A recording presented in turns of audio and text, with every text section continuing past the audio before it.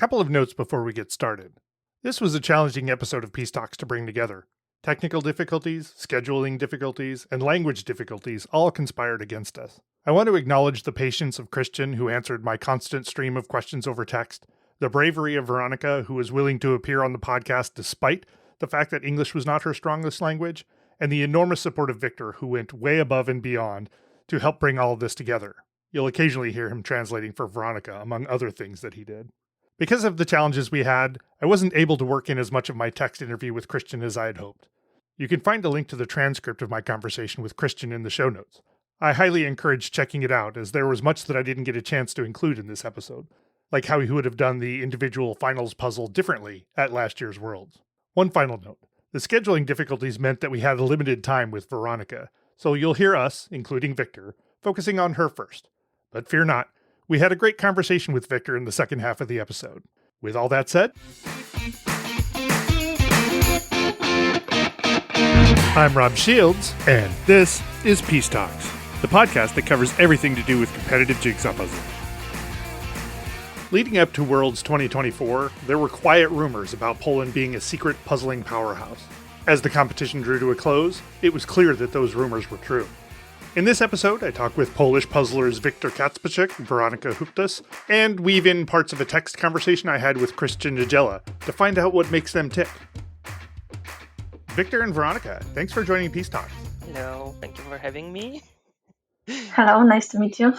Glad to have you aboard. And also with us today is E.B. Karen. Welcome, E.B. Hi, everyone. Always a pleasure to have you along. I had a conversation with Krystian, but he wasn't able to join us for this. So we had a conversation by text, and I'm going to do my best to represent his perspective as we go along. But let's begin at the beginning. Krystian told me that he started puzzling when he was 5 or 6, and that he had a singular passion for puzzling for his entire life. He started with 400 and 600 piece puzzles, but kept setting the bar higher and higher until he was doing 3,000 piece puzzles and beyond. Weronika, can you tell me a little bit about your earliest puzzle memories? My parents told me I started with puzzle when I was a child, when I was 3.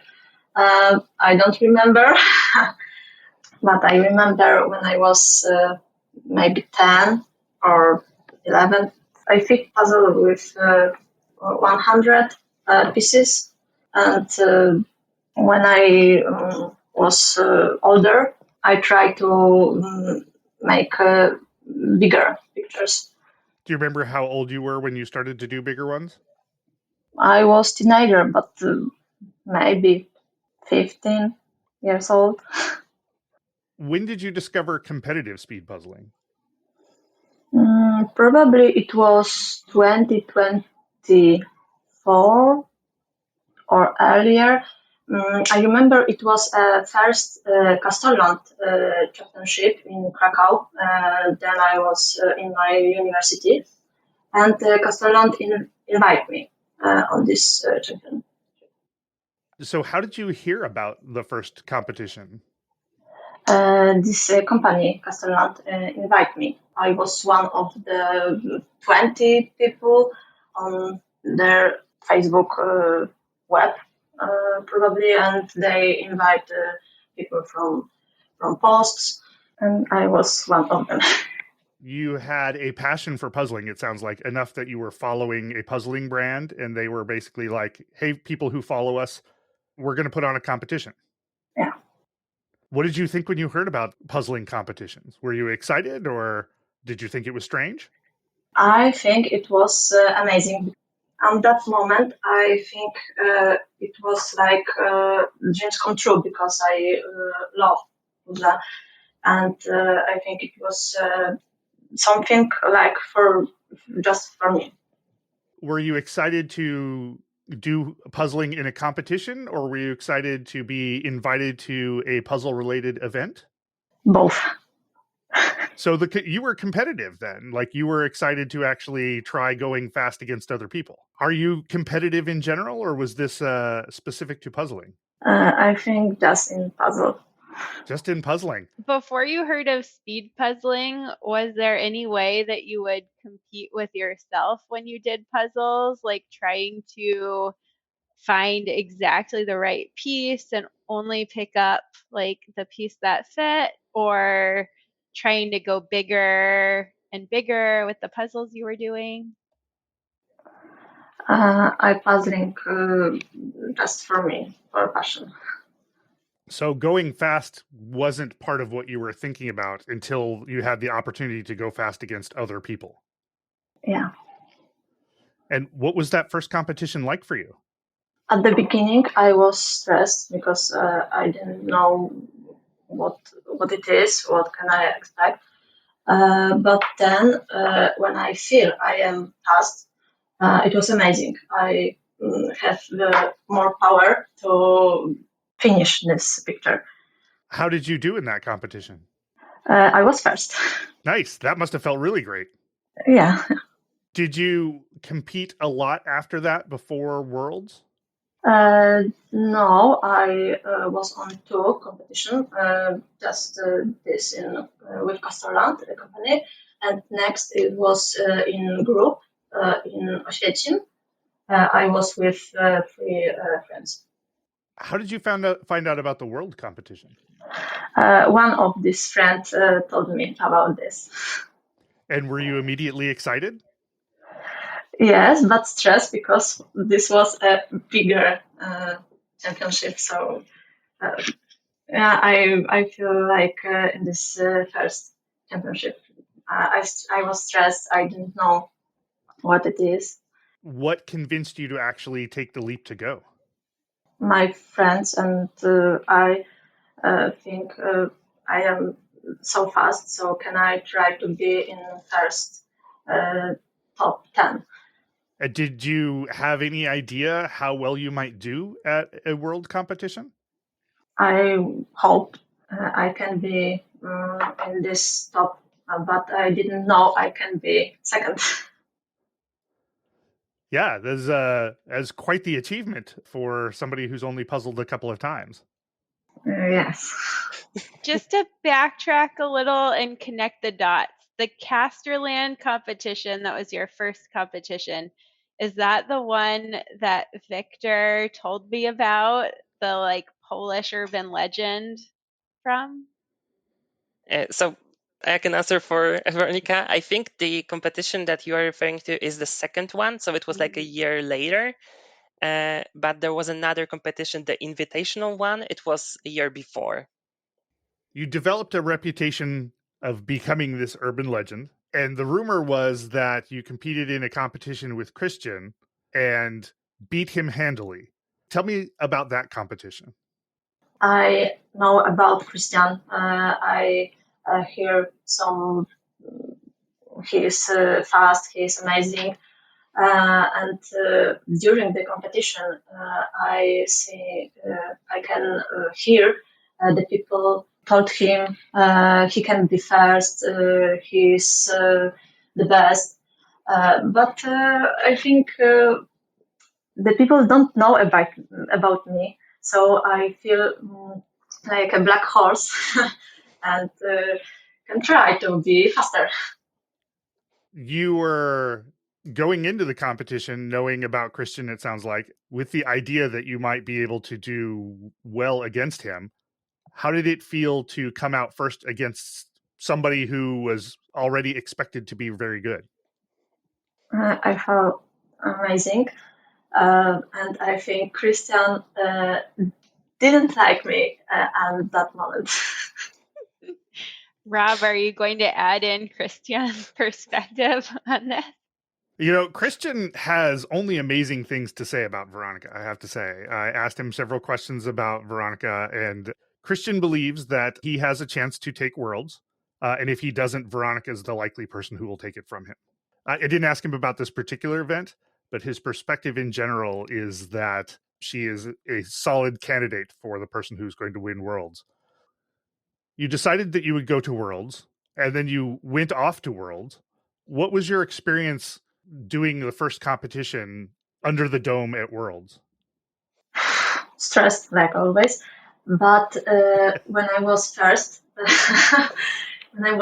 I feel I can chance to be on the top. Your first round, you were first in your heat by 5 minutes. That must have given you a lot of confidence. Yeah. So did that make you less stressed going into the next round? I think no. In next groups, I was more stressed because I knew I can do tego zmierzyć się. Because she can challenge the others. Did everyone want to meet you after your first round? I think no. Maybe few people want to talk with me, but not very. In your semifinal round, you finished behind Kati and Krystian. Again, that's very good company to keep. It seems like that would also give you more confidence. Maybe, but in my second group, I wasn't first and second, so I feel mniej pewna siebie. So she lost some confidence because of not being first or second. Interesting. So you put a lot of pressure on yourself to perform very well. Yes. Do you have a sense of why you have such high expectations and pressure on yourself? That's a difficult question. I don't know. Maybe I would like to show myself I am good in puzzling, and I would like to try be the best. Do you have this same feeling in other parts of your life? I think no. Puzzling is my hobby, so it's a big part of my life, and I try this be the best. How much time were you spending puzzling before you ever heard about competitive jigsaw puzzling? I tried to puzzling one picture on the day, like 1,000 or 500 pieces. A puzzle a day about, is that what I'm understanding? Yes. One picture on day. How did that change before Worlds? Were you practicing for speed? How was your practice? I puzzling more pictures like on this championship.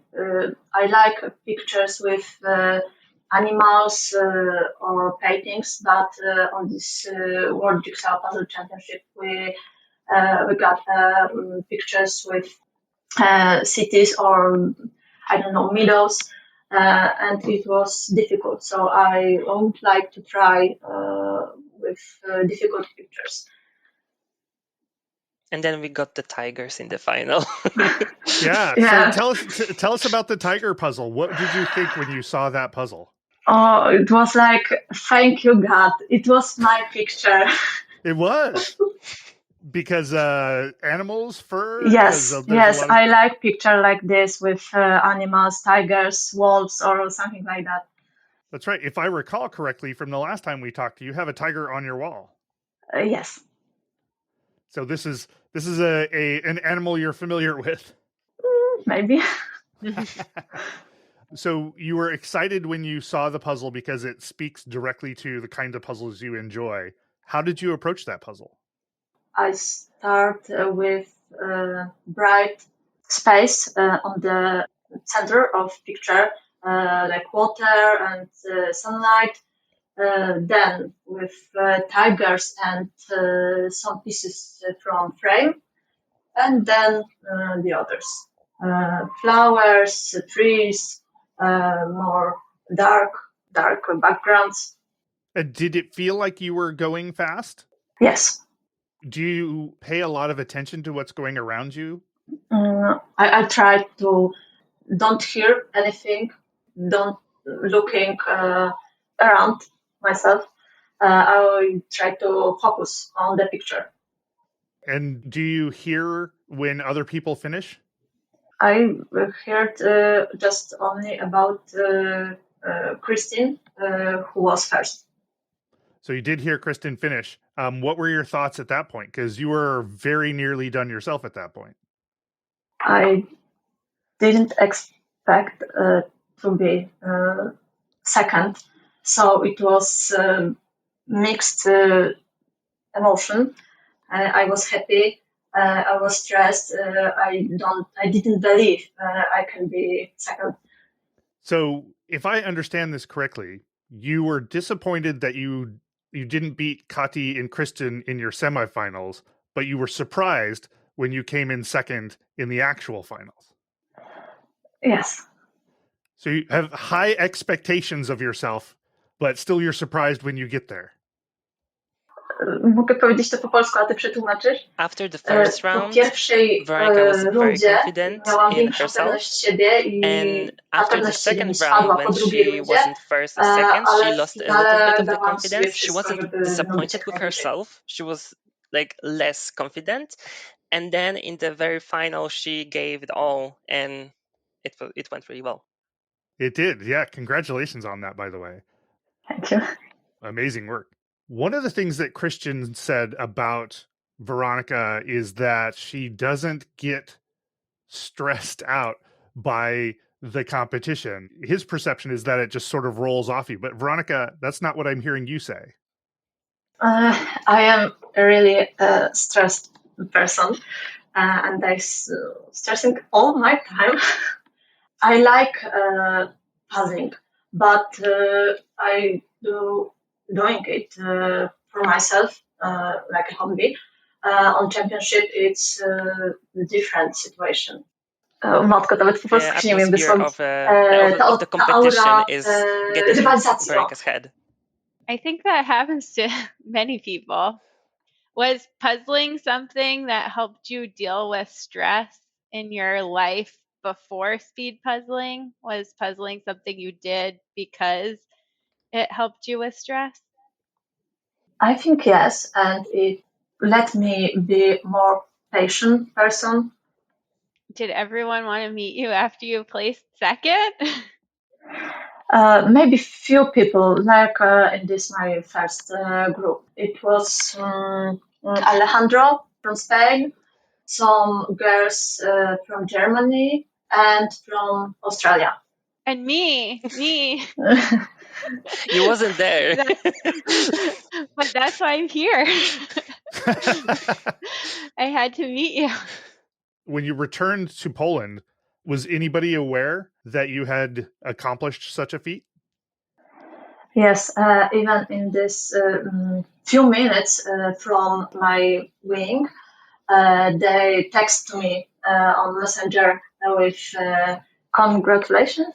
And then when you returned home, was there did you show up on like TV shows or internet articles? I assume that when you do as well as you did, fame and fortune come next. Okay, so Mayor from my workplace wrote the article on my village paper, if I can say that. Like a local newspaper. Did you enjoy getting that kind of attention? I feel strange because I am quite and shy person, so it was like a bomb for me. Can I ask about something else that might have brought you attention, which is writing your book Silver? Yes. So my first book is about unicorns. When I was a child, my younger sister, and I have a paper unicorns, and we have fun with this. Yeah, and when I come from my university, I decided to write my first book, and I tried with Silver, who is main character in my book. Can you tell us about Silver? Is Silver a shy unicorn? And what is Silver's secrets? And will they help us with speed puzzling? I don't know that Silver can help us in puzzling. Silver is created like me, shy and quiet in his group, and he got adventures in his magical world.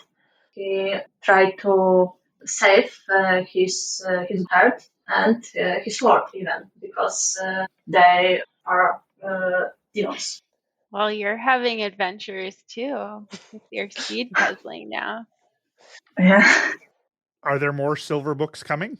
Maybe not about silver, but I just finishing my second book with people, but it's the same word. It's The action of the second book to się dzieje takes 1000 lat place po wydarzeniach 2000 Silvera. years after the first one. That's super cool. Yeah. I wish I could read them. Are there English translations coming? I don't know, because I publishing this book for myself and in this just in Polish, but I can try. I imagine there's at least a couple of people on this call who might buy a book like that. And I think in the whole speed puzzling community, there will be many people that would be like, oh, I can get a book from Weronika Huptas. Wow. Oh yeah, that would be a great thing for people to be able to sign. Yeah. For people Yeah. to get her signature on. Mhm. I bet they would love that. Mhm. After Worlds, did you do anything different? Did you come away learning some things that you wanted to try differently, or did you go back to puzzling how in the obvious way it was already successful for you? I feel good with second place, so I don't need to be positive. Although I'm a little surprised because of the high standard you seem to set for yourself. I can imagine that some people like who feel that way might be like, well, there's a little extra work to be done here. I'm going to try and figure out how to get that last one position. Yeah, but I think that's, and I don't know if it's true. Weronika, is it true that you are stressed at competitions, but not you're not considering training for specifically for the competitions? When you are there, you are stressed and competitive, but outside of the competition, you are not. Is it true? Yes, Did you do much competing before the Euro Championships? probably into competition with Castorland on folk games in Krakow, and next with my friend in Paris with Sherry Pazzi competition. What was it like doing a competition more locally after you had competed at Worlds? I don't know. I feel like in good place. It was more like for me. Was it easier? Was it Yes. less stressful? Yes. Did you feel like you should be doing all the Euro jigsaw jams like other people, or were you happy to just go back to kind of like you said, what you were doing before? To drugie. The second, the second option. What made you decide to go to the European Championships then? My friends' pressure. I think they just talked her into coming.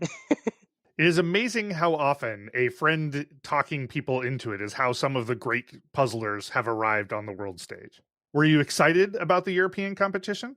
Yes, because I was the second too. Tell me about your experience at the European Championship. In my first group, I was second. I was sitting with Mercedes, who is first, and I think her presence stressed me, and the picture was for me. It was lovely, but I felt in this moment it wasn't. Że nie szło mi dobrze. So it wasn't going that well as she would wish to. And then you ended up behind Mercedes. It's funny that you say that Mercedes made you stressed, because I can definitely see that, but I also feel like Mercedes' approach to puzzling is very calm seeming. Like she's not a frantic puzzler, so I could imagine as well that like having somebody who's just calmly puzzling next to you might make it less stressful, but that's not the case. Oh, maybe I can answer. So I think both Weronika and Mercedes look like they're like puzzling very slowly. So I think it's like vice versa. One of my favorite moments in the European Championships is in the finals. The camera is looking at Weronika at one moment and Wiktor in the next moment, and you can see a very deep contrast in styles.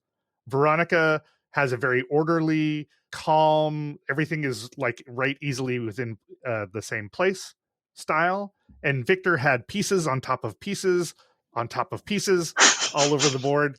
It was a joy for me to see how different people can approach a puzzle and do well with their styles. Weronika, are you always trying for a clean, ordered approach?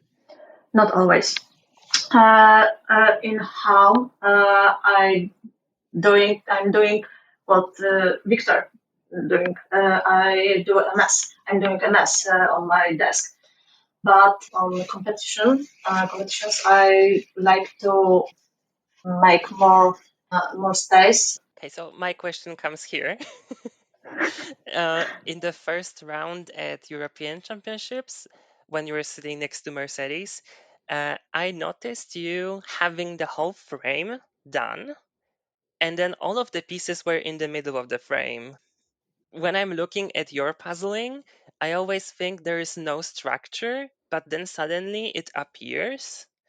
And I'm wondering if you have any thoughts about when is the moment that you decide that, okay, I need to organize everything that I've built thus far. Is it true that you have that moment? I think yes, I had that moment, but with different pictures, it is a different moment. When do you feel you have to do it? After you don't have anything else to sort easily? I think yes. That's interesting. Weronika, tell me about the finals. The finals image was apparently something you could easily discover. It was on the back of the boxes from the earlier round. Did that help you? And then how did that puzzle go? I think the little picture on the bottom of the box helps me, but my tactic was different when I looking on this little picture on the bottom, and different when I get this picture before my eyes. I started with sorting by colors. I start with corals, the koralowce reef, Corals, yeah. corals and castles. Then the waterline, some frame, and then with the sky, the tree. The tree was the most difficult part. How did you think you were going to do it from the little picture? Then I think I can start with the moon, and maybe with castle and frame. But the moon, The w moon rzeczywistości was much księżyc harder to był see mniej in the widoczny main pile, so niż she na wasn't able północ. to Się sort it cięższy as był fast as she do wanted to, so she just decided to do tworzenia. the other things that she mentioned. You said that when you were doing the final puzzle at Worlds that it was a good puzzle for you. You felt like you were going fast. Did you have that same feeling here? I think yes. I feel fast, and this picture was more for me than the car in my first group. So I feel it's everything is going on. Knowing that you have high expectations for yourself, you ended up finishing second, if I remember correctly. Yes, behind Kati, who did a great job. So how did you feel at that moment? In the first time, I think I was third. So this was surprising for me. I am second again. Yeah, because we had like those two waves of claps for Kati. She got the first wave of claps where she finished, and then she got the second one when she picked up the missing piece. So we all thought that Weronika is third and I'm fourth. Interesting. So, Weronika, did that feel disappointing that you might have been third, or would that have been fine? Yes, at the first moment, yes, I was disappointing because I thought I am worse than in Spain. So it must have been a relief to find that you were in fact second? Yes, I think yes. Did you still want to be first, though? Maybe. Just a little bit. Just a little bit. Are you changing anything now leading into World? I think in tactics, no. But I would like to practice more with difficult pictures, with more Ravensburger pictures. So this brings us up to the top of the hour, and I know Veronika, you have a lot going on, so I want Yes. to give you the opportunity now to head out. But thank you so much for taking the time to talk with us. This has been great. Thank you for everything. It was nice to meet you. I look forward to seeing you at Worlds. Nice to meet you. We'll be rooting for you. Thank you. Tell me, Wiktor, about your earliest puzzle memory. Earliest. I think my earliest puzzle memory is doing 24 pieces puzzle from Treffle, but it was a very weird puzzle because it was like rectangular, but the pieces were like this size. So it was very big. So, yeah, it's like 4 inches on a side. Yeah. And it was like Disney. It was, I don't know if you know the movie Winnie the Pooh movie, like one of the earlier ones with like the skull. So they had the map and everything. So it was like from that film. Do you recall how old you were roughly? Very, very young. I mean, I did puzzles from the moment I remember, but for the longest time, I only did like maybe 200 pieces at most. And at around 8, 9, I decided to go for, maybe not, it wasn't specifically me, but my parents rather. And they said like, okay, let's give him 1,000 pieces. Wow, that's a big jump. Yeah, because 500 pieces are not really that common in Poland. At least they weren't. Right now, it's more accessible. But back then, it was like 1,000 pieces or more. So 1,000 pieces I got. Actually, like a 2-pack of 1,000 pieces. Both of them were very difficult. What were the images? The photos. One of them was like running horses, but not running horses horizontally. It was like running at you vertically, and they were all in like sandy mist. So it was very blurry. And the second one was like a Notre Dame kind of scenery. And so puzzling was something that was part of your experience continuously then. You were always doing puzzling. Not always. In my childhood, yes. But I stopped doing puzzles at 14, probably, maybe even earlier. I don't really know why. Maybe because I switched to reading books more and just studying because it was like school years. And also, I did puzzles mostly, the big ones, on the vacations in my grandma's house. So if I had one of those 1,000 pieces, I was doing it for a month on the floor. Right. Yeah. So I wasn't really fast with those. Also, those were very difficult when I think about it now. How old were you when your parents switched you or got the 1,000 piece puzzles for you? I think it was like like I said, 7, 8, or 9 years old. It sounds like parents that were trying to keep you occupied. Maybe. I wasn't unruly by any means. I was really, really well behaved. I still am. At 14, you sort of drifted away. What brought you back into the puzzling world? In my childhood, I had 3 was jigs. And I did them when I was a kid. And then at some point, I decided that I want to do one of them again, and I proceeded to do so. And I never really thought about it after that. But then at around, yeah, I think it was 2020. We know what happened at 2020. I started watching YouTube more, and I discovered Karen puzzles, and I really enjoyed her vintage puzzles videos, and also like the collector things all over the place. I really enjoyed those videos, and I was watching it maniacally. So my sister had enough of this because it was like non-stop Karen voice in my room, And we were living together Wow. in the same room because we lived in an apartment back then. You were single-handedly responsible for all the views that Karen gets. Probably. Yeah, and at some point I needed to, because 2020 was like in the middle of my first major in university. So I went back to my university city, and I think it was like a year later, so a year or more into watching Karen, I decided to just take some puzzles with me to the city and do some of them leisurely, and that's what I did.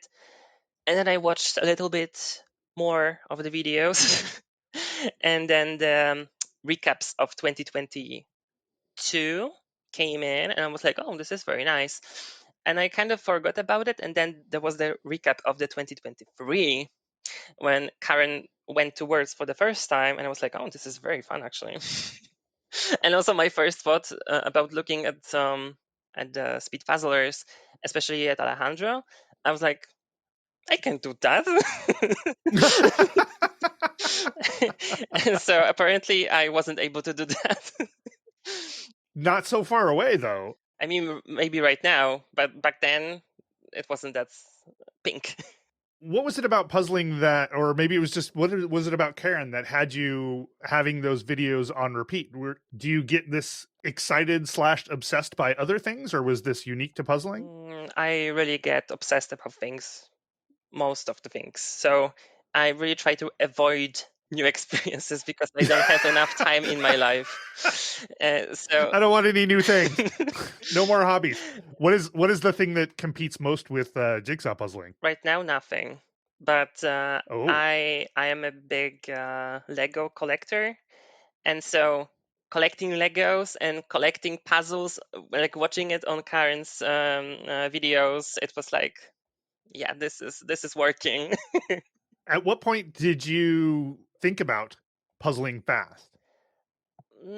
I thought about it after the 2023 recap. And for me, I have to admit, and this is often thing that I have to bring up when talking to people when they ask me about like mental preparation and everything. Because for me, I am the most excited about the competition factor, not about the puzzles. You're right. Yeah, I'm very competitive, and I really like being competitive. So when I don't place well, I am disappointed, but it's not like the end of the world. I'm just like, okay, I just need to do better next time. I think this is an emerging dichotomy in the puzzling world of people who are here primarily because they have a deep passion for the puzzles and the community, and the competition is sort of an excuse to do that. And then there are other folks who are like have a long history in puzzles but are here to compete, right? They're here Yeah. to do their best. And it sounds like you're falling into the latter camp. Yeah, but I also think those two things can coexist with each other. And Sure. there are so many people that love puzzles and are very competitive, and also people that are very competitive and maybe not hate puzzles but don't really care that much.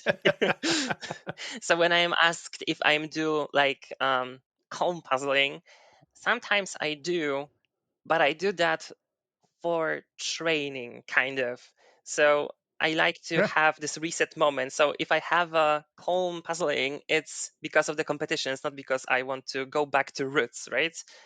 Because I enjoy doing speed runs. I enjoy being fast more than doing puzzles. And it's intertwined, but it's not like the implication is on the other side. Mm-hmm. It sounds like making puzzling competitive is what allowed you to really engage your obsessiveness about puzzling. Like it allows you to express your obsessiveness and Yeah, just like reach new goals and heights. true. Yeah. Was it the Karen Puzzles 2023 recap where you were like, I am going to the next world? To be honest, my first thought after watching the recap, and also I think I was watching the actual competition too, like the live streams, Oh, uh-huh. at some point, maybe at least one of them. Yeah, I think I was watching this individual final because I vividly remember not having Karen voice in the background. But what I decided to do after watching the recap, I was like, yeah, I think I can actually finally try to see if I'm able to do the things that those people do. And I was really excited to do it, but then I saw the prices of puzzles.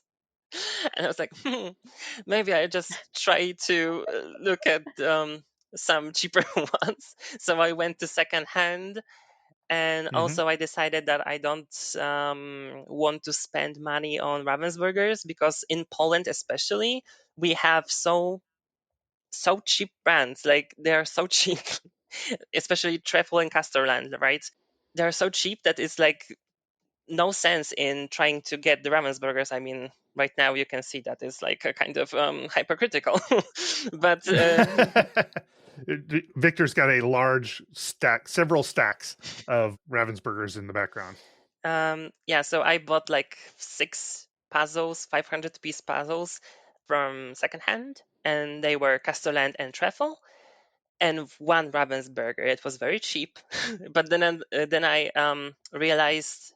I mean, I think it was like someone from my city that told me, who was in puzzles, into puzzles, that this one wasn't like the new cut. It wasn't the soft click technology. It was like an old one, so it was like turquoise on the background, and I didn't know that. And also, the puzzle that I chose was very difficult, but I didn't really have a choice, so I'm not blaming myself.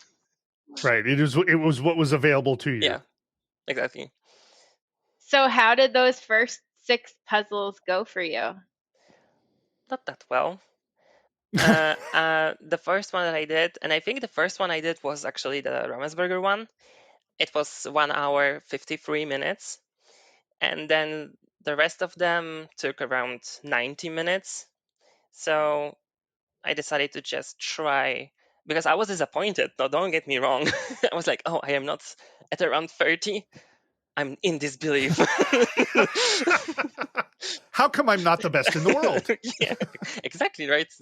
The only sense to have. And so I decided to just have those 6 puzzles and just do them over and over again, and with different things to check out. So I was basically doing everything that I'm right now trying to teach people what to do and how to train. I was just at the very beginning, I said to myself, okay, I need to figure out how to do it, because if I don't understand speed puzzling, I won't be able to do it anyway, even if I train a lot. And it's like, by repetition, I won't be able to get faster, and I want to get faster.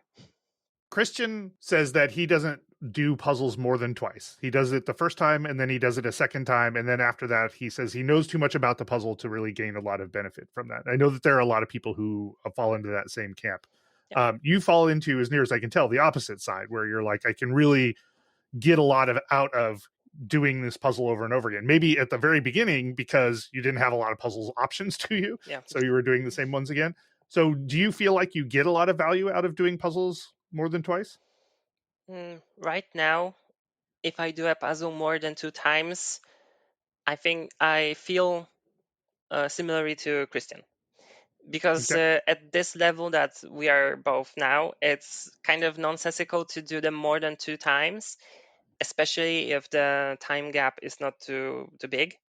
But at the very beginning, when you don't have that many puzzles, and also you don't really know yourself in the speed puzzling sense, then I recommend everyone to repeat the puzzles. And also, not only because you can, like, I don't know, try to be as fast as you can, and you don't really have to go for speed every time. You can just go for different tactics. And also, I'm very opposed to trying new things on first tries. It is not for me. And also, I always say to people that you don't necessarily want to do that, because you want to train in familiar environment.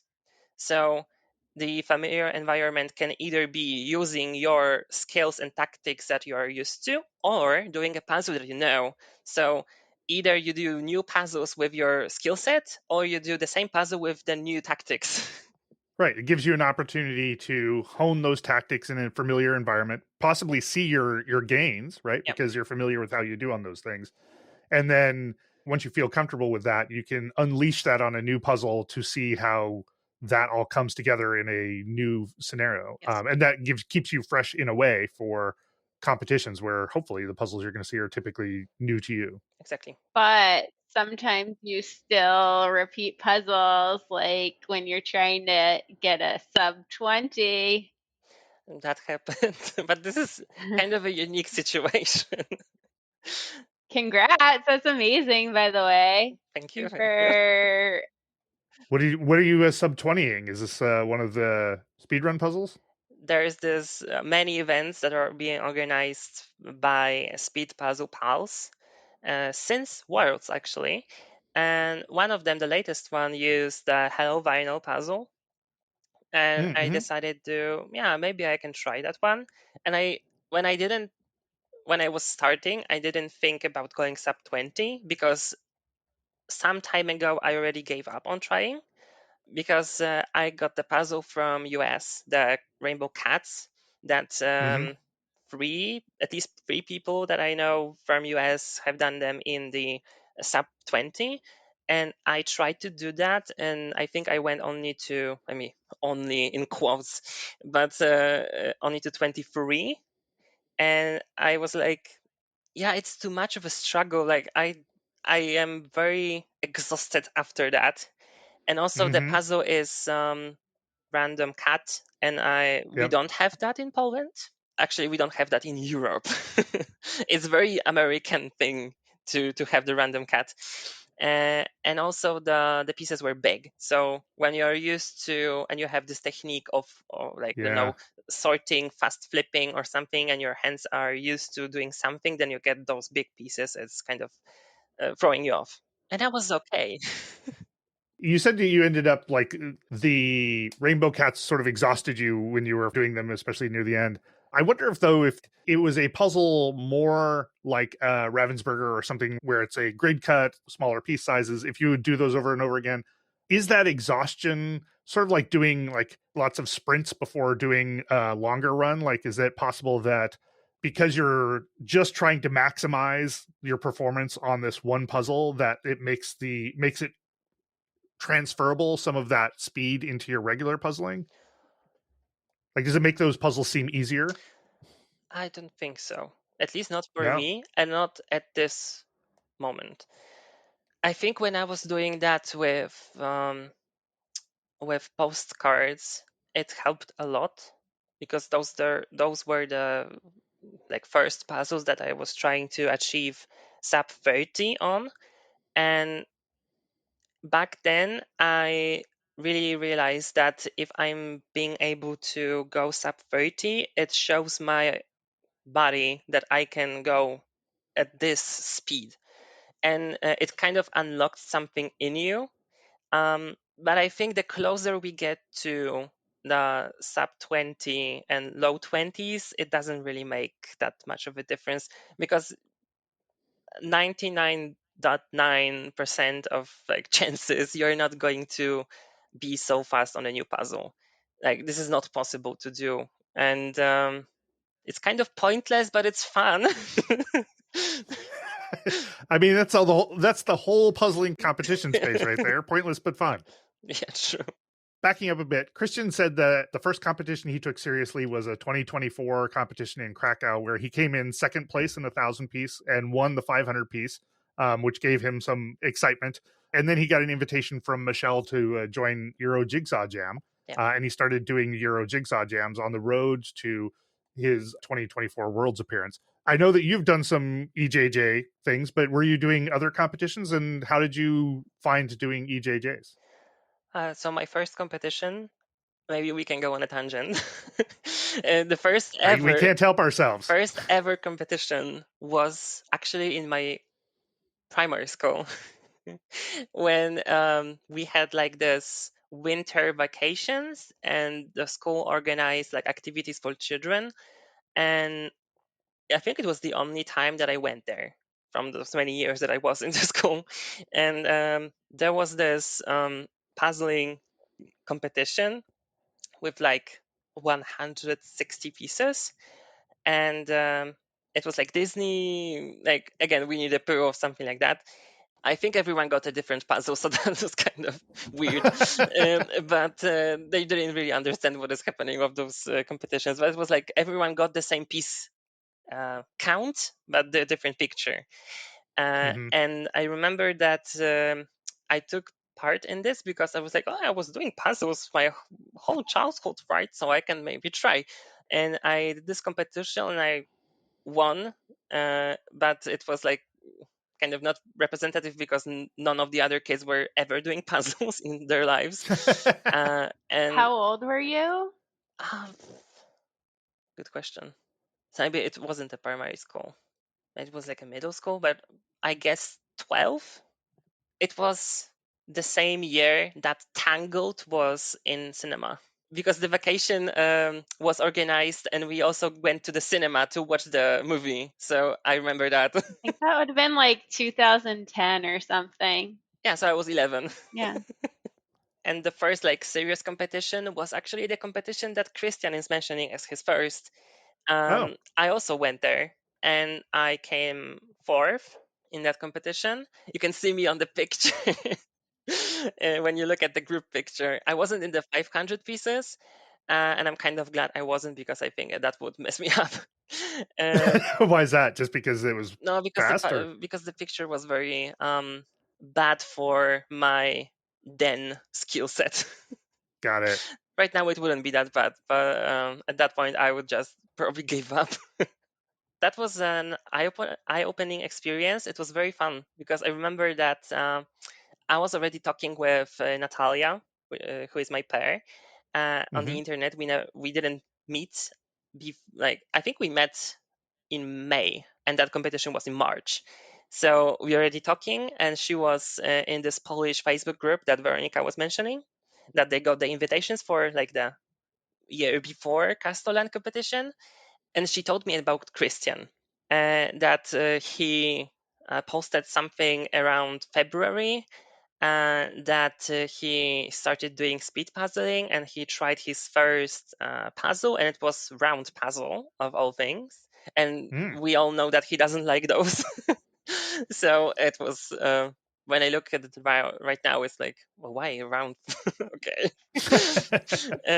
But he did very well. It was the ocean puzzle from Worlds, from the second semifinal, and I think it was sub 40. So back then I was still at around 50 maybe, and maybe more, definitely more. And I knew that he would come. I didn't know about Veronika, so I was like, oh, who is he? Who is she? She was first, when Krystian was second, and then The birth of the Polish urban legend, Rob. I don't know if you know, but in the European Championships, Veronika was second in pairs as well, and she was puzzling with Anna Kazana, and Anna Kazana was third in that competition. So it was a collection of Polish puzzles in that city. Yeah, this is one of those defining moments in a story, right, where everybody Yeah. comes together and shows up at the same competition, and the world changes. What led up to this sort of emergence of Polish power in the puzzling scene to this competition? What was it about this Krakow competition that suddenly drew in a bunch of power hitters that didn't know each other, didn't know they were out there? I think what made it really special and very big was that the Polish puzzling community is really vast, but it mainly focuses on Facebook groups. Mm-hmm. So those people know each other very well. And also, we didn't have association back there. So when Castelland, as one of the two main, maybe three if we count Trade-Passing, but the main two that are actually selling in the stores, because Trade-Pass is only online. So when that company decided to announce the competition, which was the second year of the competition, right? People decided to just come and try themselves. And it was after the Karen's recap, right? So everyone was pumped up about trying themselves, and it was really fun. So there's a deep puzzling history in Poland, it sounds like, a deep puzzling community. I mean, the companies that we have are quite old. So maybe not quite old compared to like American brands. But Treffle is 40 this year, and that's why they decided to sponsor the European Championships and also Polish Mm-hmm. Championships that are coming up. And so we have a lot of puzzles in Poland, and many people were doing them in their childhood. I think it varies from country to country if the puzzles are for old people or children, right? Yeah, right. So I think for us it was the children.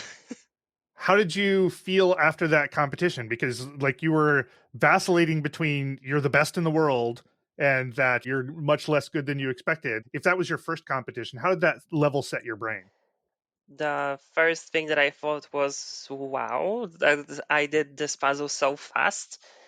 I was expecting to have like around 3.5 hours for the puzzle that we got. It was the 1000 pieces. And I think I got like 2 hours and 50, maybe a little bit less, but around that. Mm-hmm. So I was really happy with that. But also I was like, I am on fourth. It's just this big ego of me, but right now I'm more modest than then. Do you feel like your drive to execute well when you get a setback, does that just push you harder? It depends what happens. If there is no redeeming quality in what happened, then I tend to go into my speed puzzling depression mode, which is severe. Is that right? Yeah, I had many, maybe 4 episodes of just, I don't want to do it anymore. Can you give me an example of a puzzle that kicked that off? Very recently, I got a puzzle and I can grab it. I posted about it on Instagram recently. It was used in the EJJs recently. So it was the Bluebird puzzle, this one. Hmm. Can you Mhm. describe it a little for the audio folks? It is a picture of a hat maker, very whimsy, with different colors, textures, and kind of very busy, but also all over the place. Mm-hmm. When I was doing the puzzle during the competition, I think it was the flex version, not the live version of EJJs. Um, I felt so bad. I collected, I think, all the pinks from the puzzle. It doesn't really matter what I collected, but I wasn't able to execute the things that I normally can.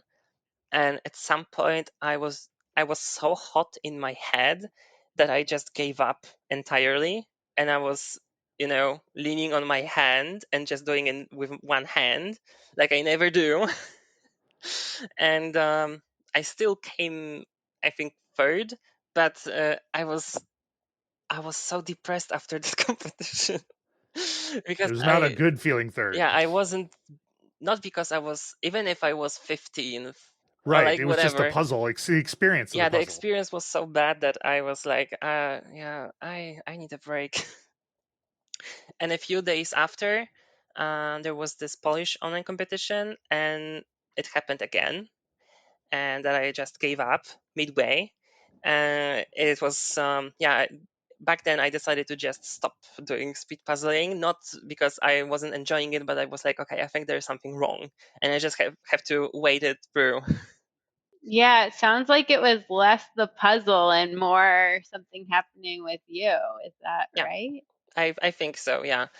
Right now, it's not happening anymore, but I'm always aware that those things can happen, and I just have to accept them and not like beat myself down because they happen. Because it's only natural that at some point you have a little bit of a burnout or something like that, right? You don't have to be always at the very top of your game. Yeah, you've been pushing so much in the past year. It's absolutely, I think, natural to have some burnout. Yeah, I was expecting to have a burnout much earlier. And I think I was talking with EB about this on Instagram that I'm aware that the burnout is nearing, but it never really came. So I'm happy that it didn't, but also I have this plan that afterwards I will just go zero. Because for 2 years right now, it's 2 years almost, I was doing puzzles every single day, probably 2 or more every single day, and it's kind of draining. So I need to take a break. And I already said to, I think, the Polish competitions organizer, and also to Michelle from Speed Puzzle Europe, that I will not be buying competitions for September and October, because I need to have a reset even before Worlds and also after. I'm not like going to never come back again. But yeah, I'm aware that I need a break because it's not necessarily healthy to keep running. Yeah, this is becoming a very common theme for people at the high end of the competition, where they push, they get to Worlds, and then they just need to step away for a couple of months. I know that we see that.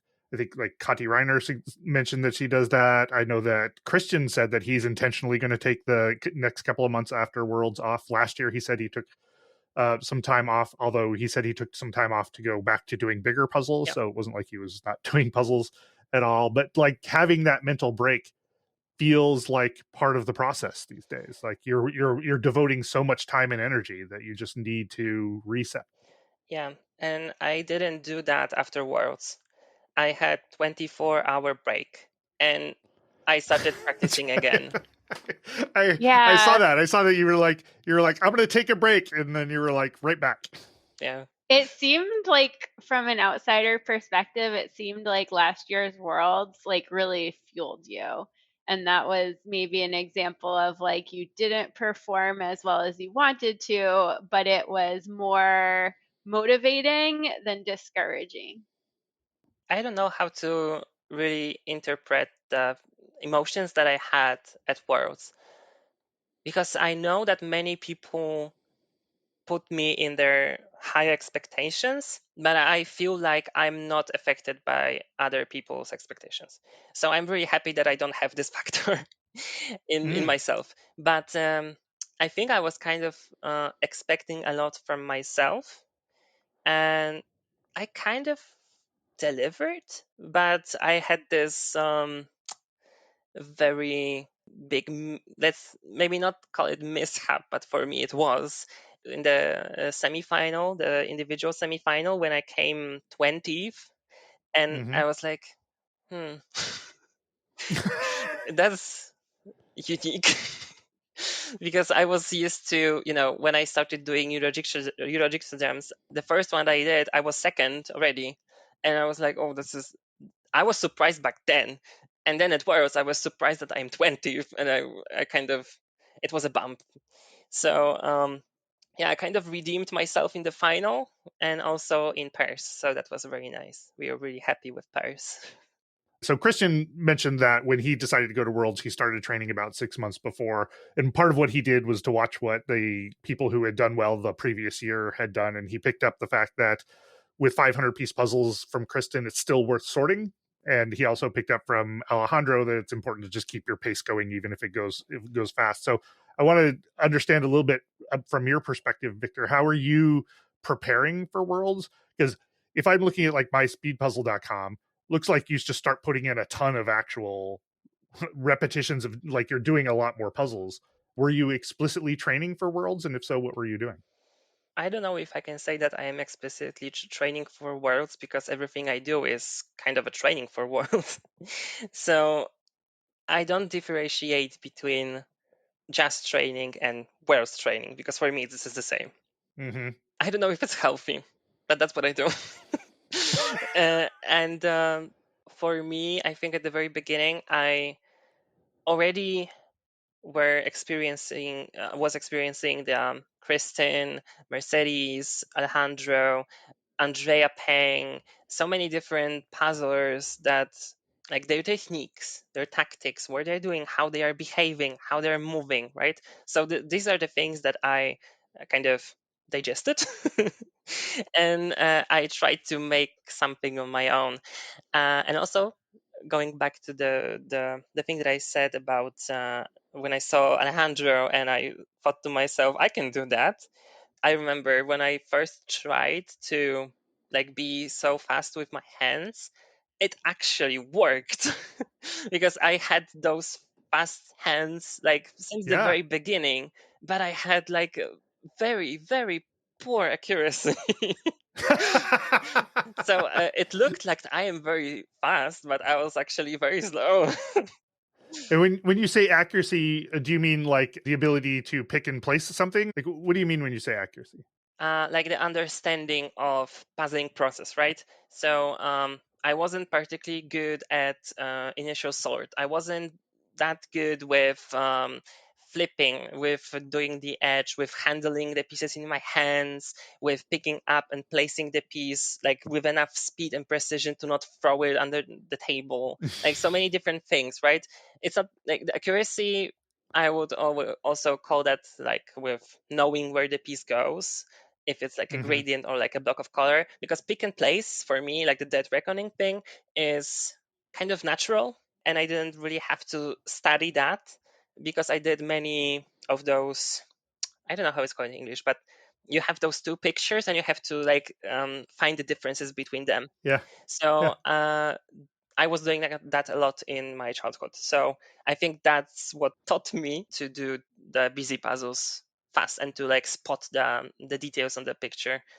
The only thing that I have to work on was to like trying to remember what I already noticed. Because if you notice something, then it's easier to remember that something is there and to just to read into your own head where something is instead of just going always with every single piece to the box and the picture, right? So I had fast hands and almost zero accuracy and performance. But that seems like that having the hands that move quickly is something that is probably difficult to train, whereas some of these other things seem like you can improve over time. So if you have a natural gift for speed in your hands, you can harness that over time. Whereas if you don't, you have to use other capabilities in order to be able to go fast overall. I 100% agree that it's much easier. I enjoy watching you puzzle because your hands do move so fast. They're very Alejandro-like. Like the putting the two of you together is like watching just a blur of motion constantly going on in the best way. But one of the things that it seems to afford is the ability for you to be less accurate and less knowledgeable about where a piece goes. Because if you watch Alejandro putting something in, he'll be like, try it here, here, here, here, here, here, here, it goes here. And he can get away with having less precision of where that thing goes because he can move it into place so fast. And that sounds like you're maybe in the same boat. No. No, you're supposed to agree with me when I say things like that. So my problem is that I am physically not able to put a piece in the wrong place intentionally, knowing that it may not fit there. I have to be sure that it goes there, and then I go with my hand. And sometimes it may seem like I'm trying many different pieces, but it's because I judged poorly. But I cannot do this specific, okay, try it here, here, here, and here, because it's killing me. I cannot do that. So it's killing you mentally. Yes. Is that something you want to change, or it's something that you're like No, actually, accepting? no. I think what I wanted to do as a major change afterwards to be more like Weronika. Because I wanted to have this calm demeanor and to just sit and be very precise and to go slow but be very precise. And I wanted to achieve that, and I was trying that specifically. Afterwards, I just abandoned my speed in my hands just for the accuracy. And Mm-hmm. it is kind of a funny story because I I was expecting, like a normal person would expect, to have lower times. Yeah. To have like longer times, right? Because Yeah. you are slowing down yourself intentionally for the accuracy, right? And I was explaining that to many people that asked me what I'm meaning by the accuracy training, and I explained them what I mean, and they started doing that, and it was like, oh, I think this is working, and they actually confirmed that it's like reducing the stress and improving their accuracy, but also like the times are longer because they're not used to doing that. And when Yep. I did for the first time, my time's shortened. And I was like, oh, that's interesting. Wow. That must have been great to immediately unlock a new skill like that and be like, oh yeah, this other thing just makes it faster all right away. No, I think it wasn't that fun.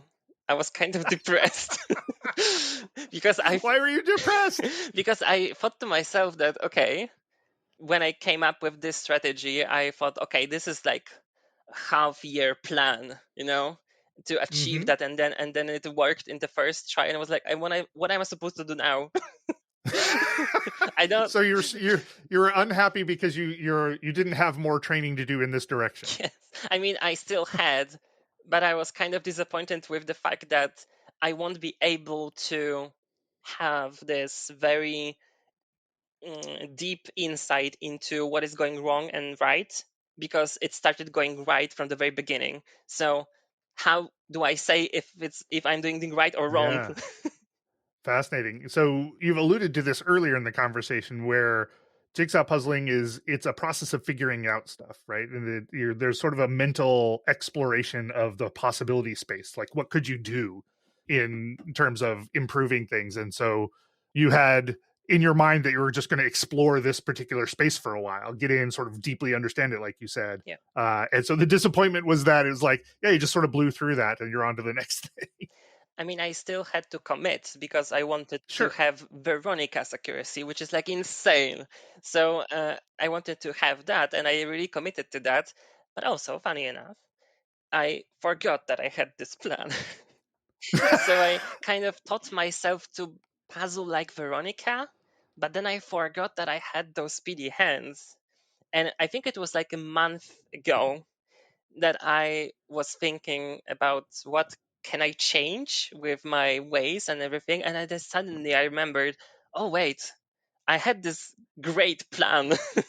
And I was like, okay, maybe let's try right now because I have the accuracy right now. Maybe try with the fast hands. And it was really fun. I was very surprised. And I was like, okay, so maybe don't forget about your plans. So was this prior to the European Championships that you remembered that you had a plan? Yes.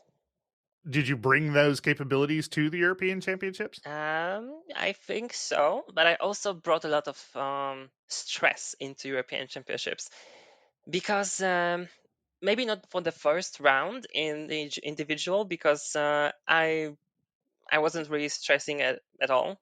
No matter what puzzle we get, and also we saw the images in the back, and many people wanted to have the puzzle that ended up in my group, and I was the only one that was saying, I don't want this puzzle. I don't like it. Don't give this to me. And I opened the back and it was that one. I was like, ugh. Okay. This was in the prelims. Yeah, it was in the prelims. Yeah. This is the prelims where you got second behind Kati? Yes. Yes. Yeah. Okay. So you didn't care for that puzzle, but you were able to work it pretty well. Yeah. I mean, I knew this puzzle was very, very fast, but I really, really didn't like it. So for me, it doesn't matter if I like a puzzle or not.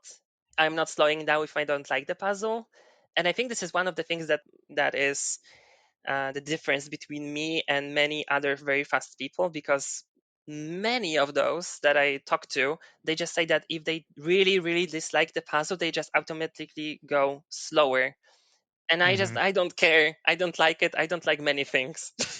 That doesn't stop you. Yeah. Yeah, that might be because you're there for like mainly the competition, not True. for the puzzles. Exactly that. We've probably got time for one more question.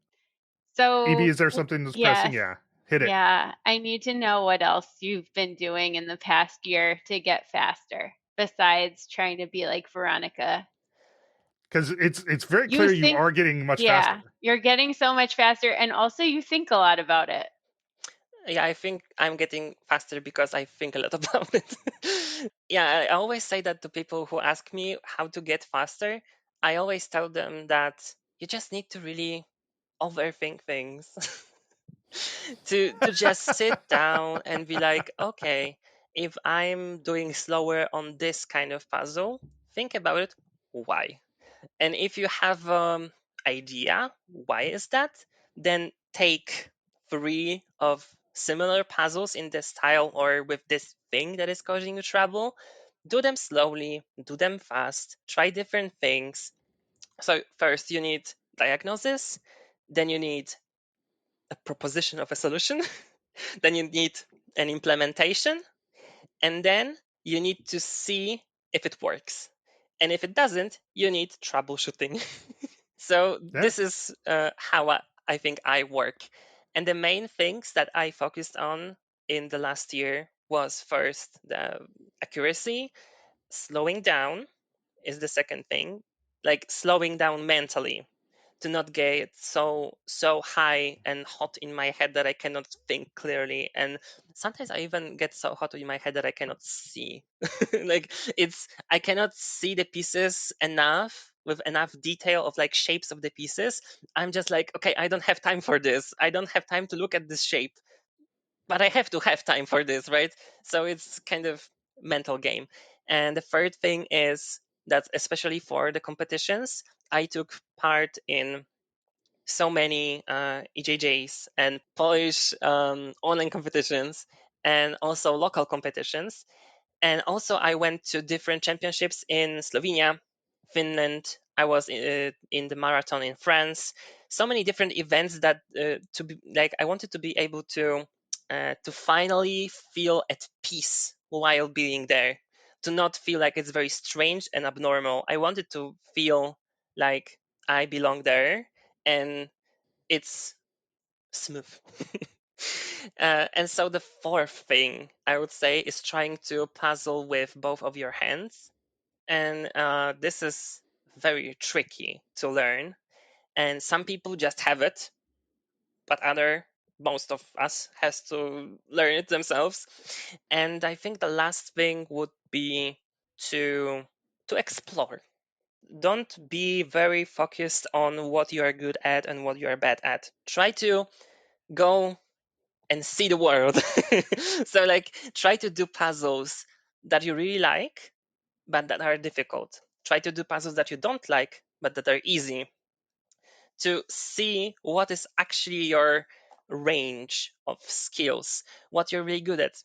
For me, recently, I think 2 months ago, I realized that I really like trees and grass.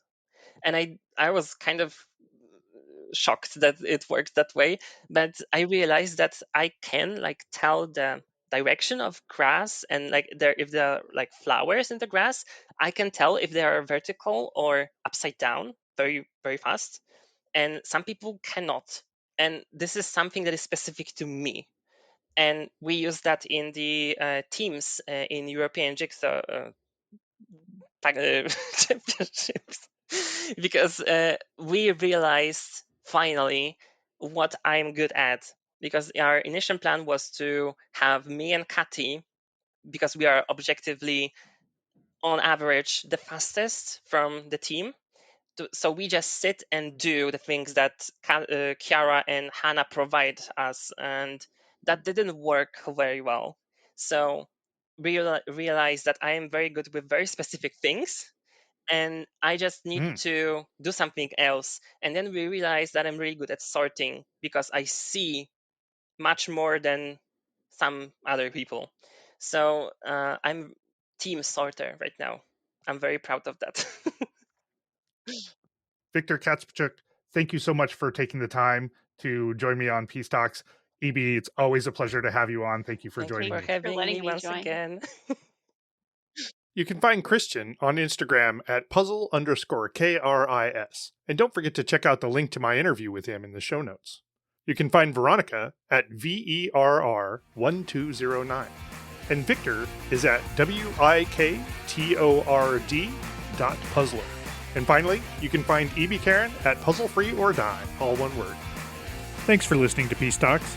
You can follow the podcast on Instagram at peace_talks, and you can send email to peacetalkscast@gmail.com.